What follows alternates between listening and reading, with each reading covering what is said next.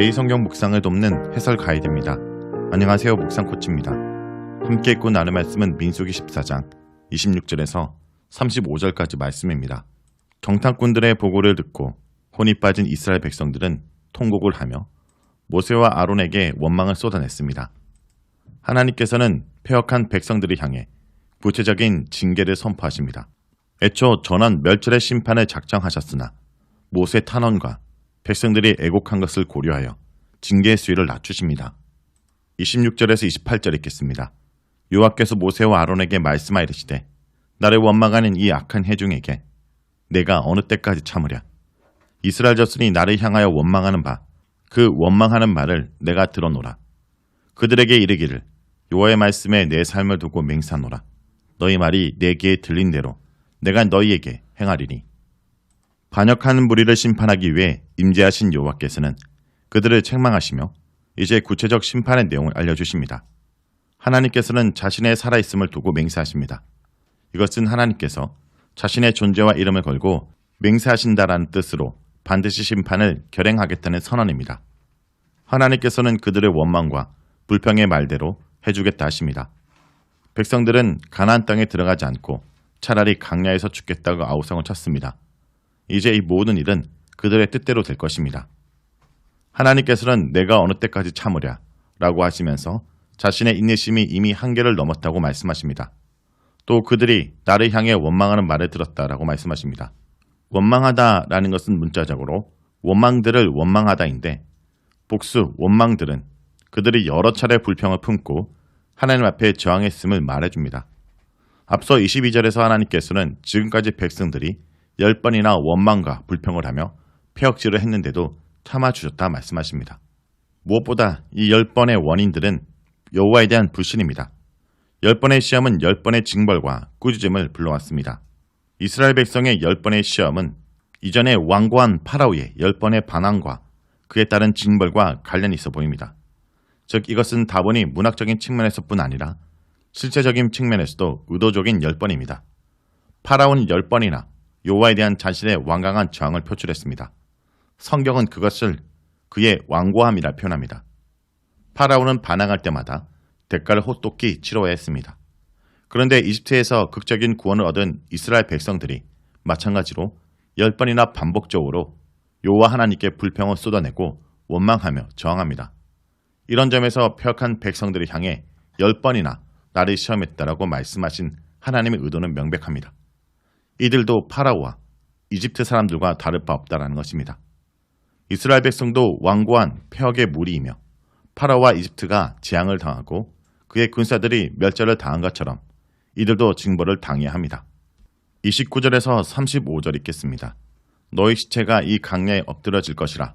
너희 중에서 20세 이상으로서 길센 자, 곧 나를 원망한 자 전부가 여분네 아들 갈렙과 눈의 아들 여호수아 외에는 내가 맹세하여 너에게 살게 하리라 한 땅에 결단코 들어가지 못하리라.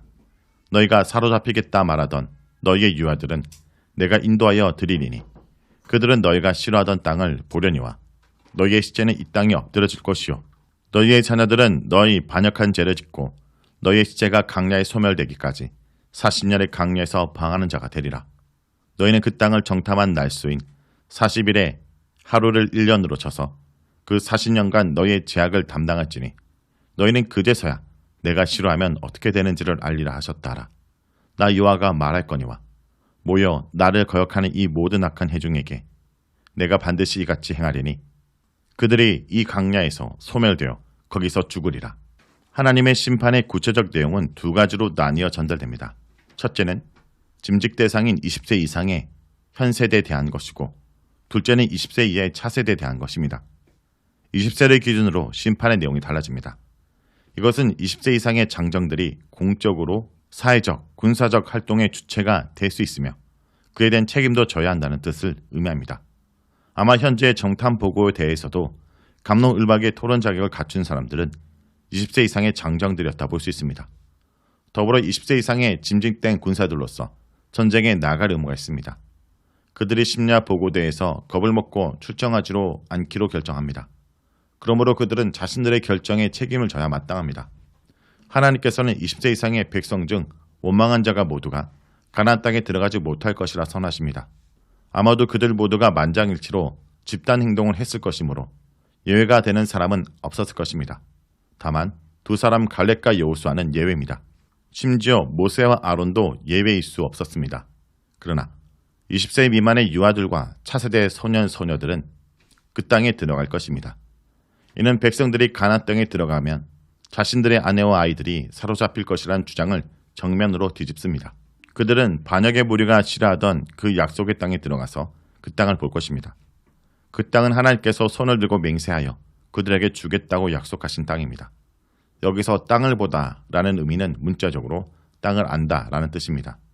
히브리어 야다는 추상적 지식이라기보다 실생적으로 체험하고 체득한 구체적 지식을 말합니다. 차세대 자녀들은 바로 이렇게 생생히 그 땅을 체험하고 모든 유익을 마음껏 누릴 것입니다.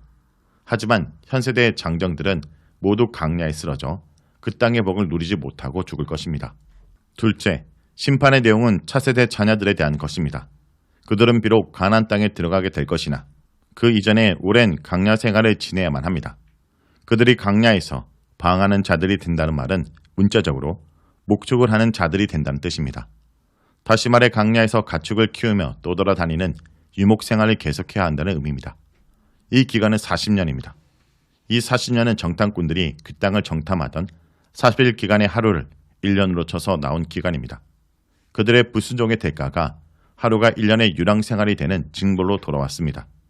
마치 정탐꾼들이 40일간 가나안 땅 여기저기를 돌아다녔듯이 이제 차세대 자녀들은 그렇게 40년간 신의 강야 여기저기를 돌아다녀야 합니다. 그렇게 해서 그들의 자녀들이 40년간 그들의 죄를 담당해야 합니다. 여기서 자녀들은 책임이 없다라고 생각할 수도 있으나 부모들은 죽을 때까지 자녀들과 더불어 강야에서 유랑해야 합니다. 엄밀히 이 징벌은 우선 부모들에게도 내려진 것입니다. 그들은 강야에서 떠돌다 모두가 때가 되면 죽을 것입니다. 이 자체가 하나님의 징벌입니다. 더불어 동반하는 자녀들은 부모가 죽은 이후에도 일정 기간 강야에서 지내며 40년의 기간을 채워야 합니다. 마지막으로 다수결의 결과 민주적 의사결정이 항상 하나님의 뜻은 아니라는 사실입니다. 구약에서 많은 선지자들은 백성의 소리와 아우성, 소위 말해 여론에 거스리는 활동을 하다가 많은 이들이 순교했습니다. 나아가 예수님도 백성의 소리에 여론 재판을 당해 죽음을 당하셨으며 많은 제자들과 순교자들도 다수결의 희생자였습니다. 분명 민주주의와 다수결에 의한 대의 정치는 가장 문제점이 적은 안전하고 바람직한 정치 제도이자 장치입니다. 하지만 많은 경우 여론이 하나님의 뜻에 부합하지 않는다는 사실을 인식하고 때로 여호수아 갈렙처럼 좁은 길과 순교의 길을 기꺼이 갈 수 있어야 합니다. 자, 여기까지가 민수기 14장 26절에서 35절까지 말씀입니다. 오늘 말씀을 통해 우리는 무엇을 묵상하고 적용해야 할까요? 하나님은 말한 대로 심판하셨습니다. 하나님은 하나님의 귀에 대고 말한 그대로 그들에게 시행하겠다 하십니다. 하나님이 행하시라는 구체적 계획을 자세히 말씀하십니다. 차라리 강야에서 죽었으면 좋겠다는 말처럼 그들이 강야에서 죽을 거라고 하십니다. 투덜거리며 약속의 땅을 후회한 백성들을 제외하고 갈렙과 여호수아만 그 땅에 들어갈 수 있다 하십니다. 처자들이 사로잡힐 것이라며 원망하는 자들에게는 그 유아들이 약속의 땅에 들어갈 것이라 하십니다. 그리고 정탐꾼들이 정탐한 날을 1년으로 계산해서 40년을 강야에서 방황하다가 죽을 거라 하십니다. 하나님은 그들이 말한 대로 심판하셨습니다. 성도 여러분, 아무렇게 함부로 말하다가 그대로 심판받지 않도록 하십시오. 반대로 성령 가운데 믿음의 말, 축복의 말을 선포하십시오. 살아계신 하나님이 오늘도 우리의 말을 듣고 반응하신다는 것을 잊지 않길 바랍니다.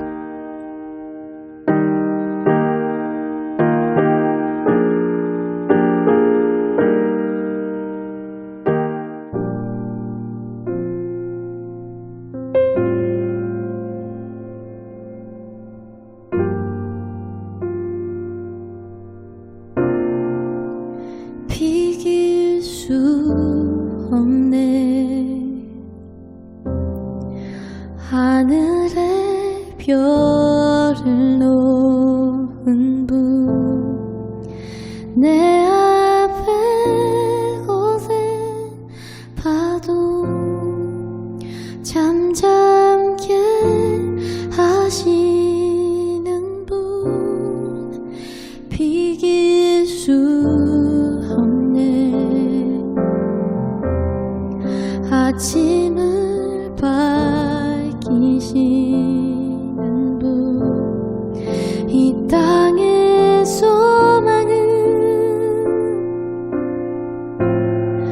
주의 사랑 안에 있네.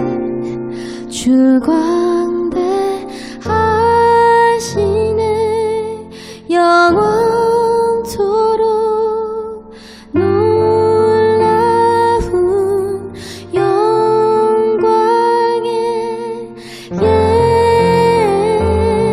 예수. 누구도 비교할 수 없는 그는 예수.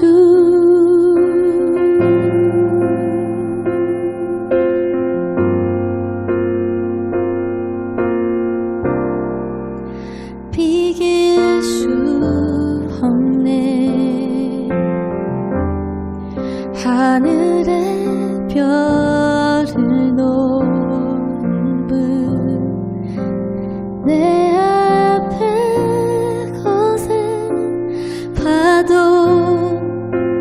잠잠케 하시는 분. 어둠이 지면 기쁨의 노래 주시네. 아침이 오면 자녀된 우리 찬양해. 주 광대하시네. 영원토록 놀라운 영광의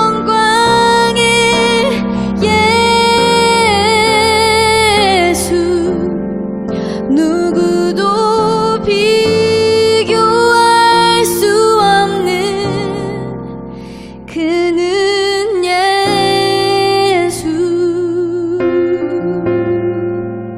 그는 예수.